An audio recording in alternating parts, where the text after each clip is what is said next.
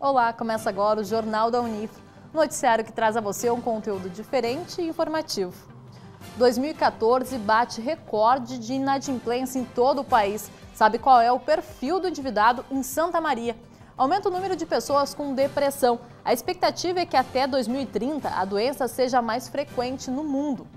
E você sabia que a acupuntura pode emagrecer? Descubra alguns benefícios desta técnica milenar chinesa. E ainda na série da Rede Prosa, a UX TV mostra como o teatro faz da rua o seu palco.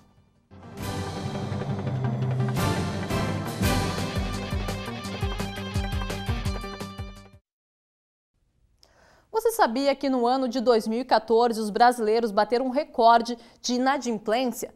De acordo com uma pesquisa da Serasa Experian, cerca de 57 milhões de pessoas estão com contas em atraso. Para diminuir este índice, o Poder Judiciário criou em 2008 um projeto para prevenção e tratamento do superendividado.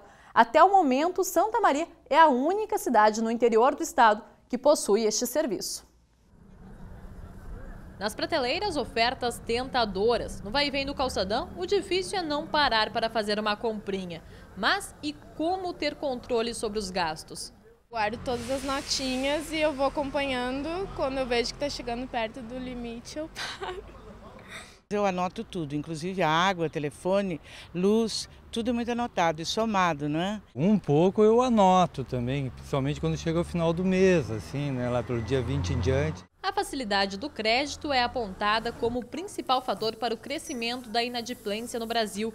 Hoje, cerca de 57 milhões de pessoas estão endividadas. Entre as principais causas, aponta-se o cartão de crédito, o cheque especial e o aumento no valor de financiamentos, como, por exemplo, de carros e imóveis. Na busca por tentar diminuir este índice, o Poder Judiciário implantou um projeto para a prevenção e tratamento do superendividado. Esse projeto, então, ele vai trazer pessoas que estão, muitas vezes, em sofrimento, né, por vivenciar, né, uma situação econômica muito difícil, muito complexa, afeta a dinâmica da família, né, as relações que se estabelecem. Então, muitas vezes as pessoas chegam com depressão, com ansiedade. A partir dos atendimentos prestados, a Clínica de Finanças pode traçar o perfil do endividado em Santa Maria. Na sua maioria, quem possui mais contas em atraso são as mulheres. A faixa etária é de 36 a 50 anos e geralmente possui mais de uma dívida. Mas a cidade também traz características bem peculiares. O único município que aponta entre os superendividados o estagiário é Santa Maria, né? E aí nós temos toda uma concepção que é nossa, em função de estarmos numa cidade que é universitária, né? Nós temos o estagiário, que é um sujeito que ainda... Estagiário não é profissão, né? Estagiário é uma ocupação, é um sujeito que está em preparação para o mercado de trabalho e ele já se encontra nessa situação de superendividado. Além do apoio jurídico e psicológico, a Clínica de Finanças também procura auxiliar o endividado no planejamento de contas. Pode procurar aí os meios para tentar resolver e conciliar essas dívidas. Então, nós aqui no nosso serviço da Clínica de Finanças, com o projeto do superendividamento, a gente pode dar o início dessa transição para essa pessoa começar a se planejar melhor o seu orçamento, das suas despesas contra a sua renda. Nós vamos falar agora sobre depressão. A doença é uma das principais causas de afastamento do trabalho dos brasileiros. Veja alguns sinais de alerta que podem ajudar a identificar o problema e quando chegou a hora de procurar ajuda profissional.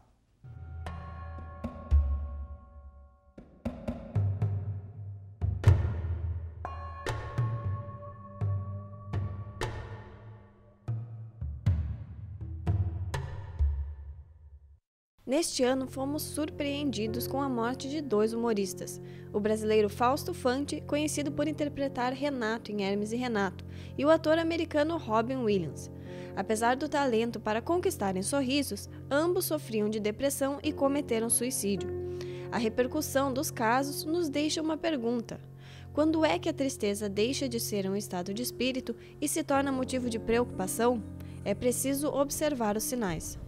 O paciente começa a se retrair socialmente, né? Ele começa a diminuir o interesse por atividades que antes eram prazerosas. Por exemplo, a pessoa começa a ficar mais no quarto, mais fechada, não quer sair com os amigos, ocorrem alterações de sono, pode ocorrer alterações de apetite, né, de começar a comer menos, pode perder peso. É preciso também observar por quanto tempo os sintomas da depressão permanecem. A pessoa está triste, ela pode ficar triste por um dia, por uma semana, né? Mas a depressão, esse sentimento, esse abatimento, digamos assim, ele persiste por bem mais tempo. Apesar dos índices desanimadores, com o tratamento adequado e o apoio da família, a pessoa pode superar a doença. Estudos mostram que até 2030 a depressão vai ser a doença mais frequente no mundo.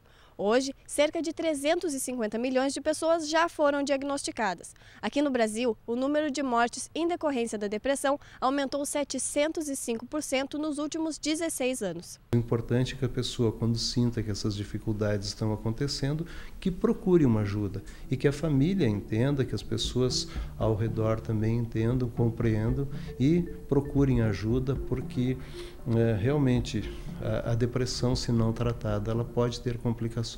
Dona Ana Luísa sofre com a depressão desde criança, mas só começou o tratamento da doença aos 48 anos. Com o acompanhamento psicológico e o amparo dos familiares, hoje ela consegue ter uma melhor qualidade de vida. Com a medicação eu me sinto bem. Ainda tenho os altos e baixos, né? Mas faço a minha lida, convivo com as pessoas, cuido do meu neto, né? Tenho uma vida assim, social bem ativa, não? Depois do intervalo, a previsão do tempo e ainda conheça um pouco mais sobre a acupuntura. Antes do intervalo, confira a cotação das moedas internacionais.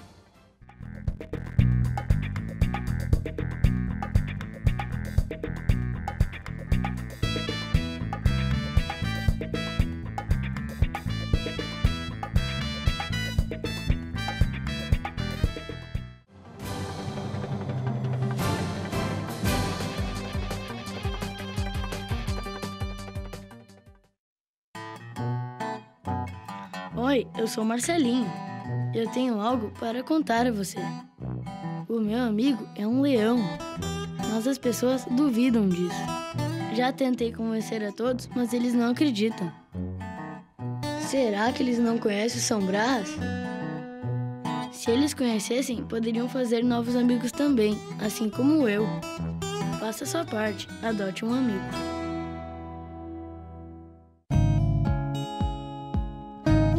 95% de energia elétrica no Brasil é proveniente das hidrelétricas.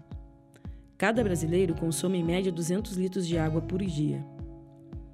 A produção de energia responde por 15% do consumo mundial de água.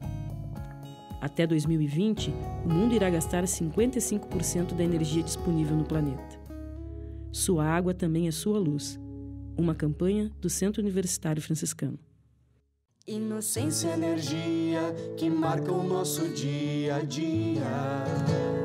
Cuide do nosso futuro, cuide das nossas crianças, com seu gesto de ternura, Santa Maria avança. Seu gesto pode mudar a realidade de muitas crianças. Colabore com a escola Nosso Lar.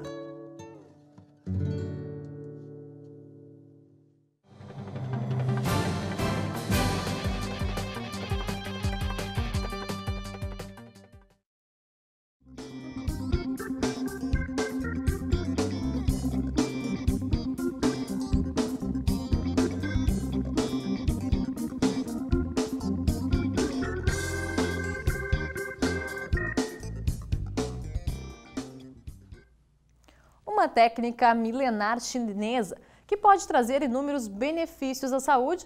Estamos falando da acupuntura. Ela consiste na estimulação de pontos estratégicos do corpo com ou sem o uso de agulhas. Os orientais acreditam que o procedimento ajusta os canais energéticos do corpo. Por outro lado, a medicina ocidental afirma que o método estimula a liberação de substâncias químicas que ajudam no equilíbrio do organismo. As evidências científicas do tratamento foi um dos temas discutidos durante o encontro que reuniu profissionais e estudantes da fisioterapia.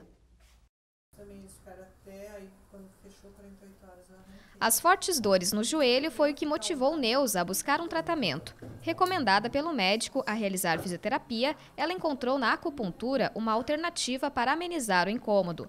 Apesar de estar no início das sessões, Neuza já percebe os resultados. Eu sinto assim, ó, que quando eu faço a sessão, eu fico uns 3 dias sem dor. Porque o meu trabalho, eu fico muito sentada, né? Eu acho que tensiona muito e acho por isso também prejudica um pouco. Uma pergunta que as pessoas geralmente têm, né? Na hora que é colocada a agulhinha, tu sente alguma dor ou não? Não, a gente não sente dor. Eu não sei se isso é de pessoa para pessoa, porque eu já tinha feito tratamento de acupuntura para coluna. É um mito, eu acho, porque tu não sente. Tu pode sentir assim um pouquinho no momento que ele põe ali naquele ponto. Segundo o professor de fisioterapia, é possível que o paciente sinta um incômodo, mas que ele é inferior se comparado com as dores que motivaram a pessoa a procurar o tratamento. Caso você deseje fazer ela com pouca dor ou sem dor nenhuma, ela é possível. Mas existem momentos onde eu preciso fazer uma estimulação que pode ser um pouco dolorosa, mas nada comparado com uma dor de uma injeção, já que a agulha ela é bastante fina, bastante afiada, feita para não lesionar os tecidos durante a inserção. A acupuntura com agulhas é uma das formas de tratamento disponibilizadas no Laboratório de Práticas de Fisioterapia do Centro Universitário Franciscano. Todas as modalidades da medicina tradicional chinesa, isso utiliza inserção de agulhas, moxa-bustão, ventosa terapia, acupuntura auricular, com sementes e com agulhas, enfim, usamos todas as modalidades da medicina tradicional chinesa. A técnica de mais de 4.000 anos é reconhecida no Brasil como especialidade médica, conforme deliberação do Conselho Federal de Medicina. A acupuntura é recomendada pela Organização Mundial da Saúde para 28 condições clínicas ou patologias. Porém, ainda há muito para ser explorado sobre o tratamento no campo científico. O assunto foi um dos temas discutidos no 5º Fórum de Fisioterapia da instituição. Em relação às evidências científicas, isso surge a partir da década de 70 com as pesquisas ocidentais. Existe uma lacuna muito grande entre a pesquisa e a prática da acupuntura, por diferentes problemas, tanto na questão da própria prática, pelo que se utiliza ou não, mas também com problemas de metodologia de pesquisa. Dessa forma, ainda nós estamos numa área cinza, onde eu acho mais importante não dizer se a acupuntura funciona ou não, mas o quanto ela é útil em determinadas circunstâncias. A rua como palco, espaço de expressão artística de uma região. Ela também funciona como lugar onde a arte acontece. Em Caxias do Sul, na região serrana do estado, o teatro de rua existe há anos, mobilizando plateias ao ar livre. No entanto, apesar de ter uma história já consolidada, ainda carece de investimento. Este é o assunto que você acompanha agora na reportagem produzida pela UX TV, parceira da Rede Prosa. Rede Prosa.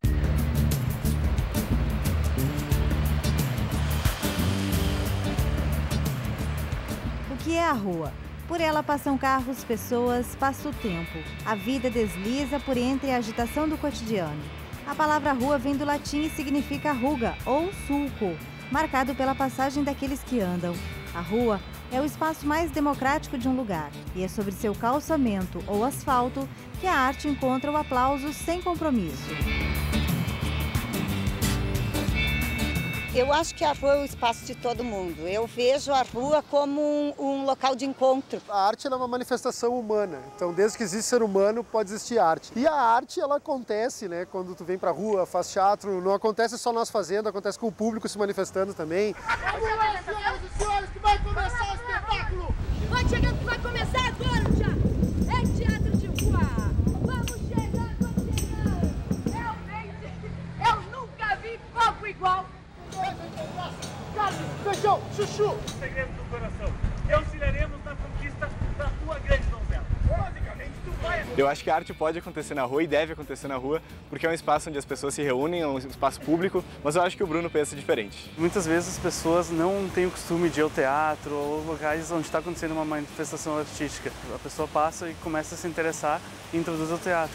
Mas eu acho que a professora tem uma explicação diferente para isso. A arte de rua vem com esse intuito de fazer com que a gente possa olhar um pouquinho mais para o nosso espaço, para o lugar que a gente habita, para as coisas que fazem parte da cidade. Na rua a gente está mais livre, a gente não está num espaço formal, então até para quem está se expressando isso tem uma outra função, né?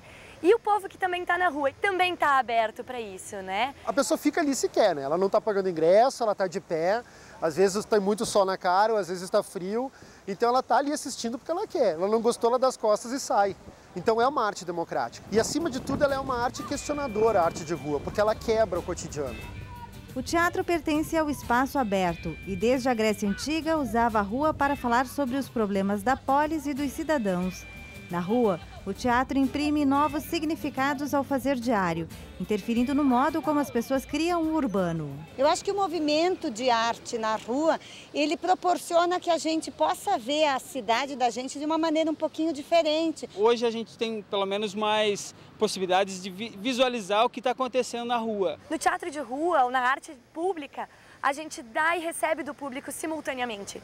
Não se constrói tudo e entrega de uma forma pronta. Existe essa construção colaborativa. E quando o artista abre para essa possibilidade, eu acho que é muito difícil ele voltar para a caixinha, né? Eu acho que a gente extravasa um pouco mais. Em Caxias do Sul, no Rio Grande do Sul, há 7 anos o grupo EBA, Produtos Notáveis, faz teatro nas ruas da cidade, aproximando os espectadores do riso e do jogo dramático. Surgiu justamente de observar esse cotidiano tão corrido, tão corretinho. Eu atravesso a praça reto, eu pego o ônibus, assim. E a gente começou a sentir que podia botar uma vírgula, né, nas pessoas. E a gente trouxe o Alto da Alta, que foi o primeiro espetáculo do grupo. Ele é uma peça escrita por mim, né, que eu me baseei bastante assim, na comédia dell'arte italiana para trazer esses tipos para a rua. É uma relação de tipos de baixo aprofundamento intelectual. São tipos cômicos, brincalhões, que estão na rua para fazer brincar. Há 12 anos o município fomenta a cultura na cidade.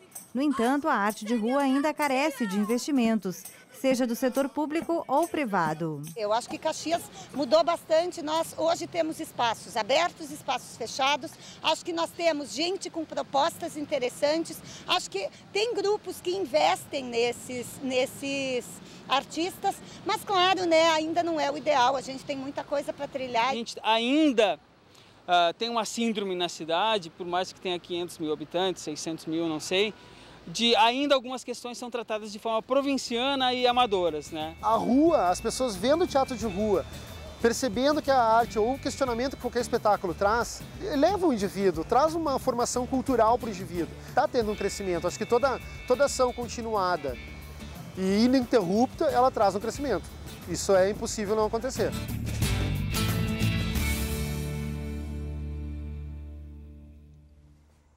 E o Jornal da Unifra chega ao fim. Se você quiser rever as reportagens, pode acessar o nosso canal no YouTube ou a página no Facebook.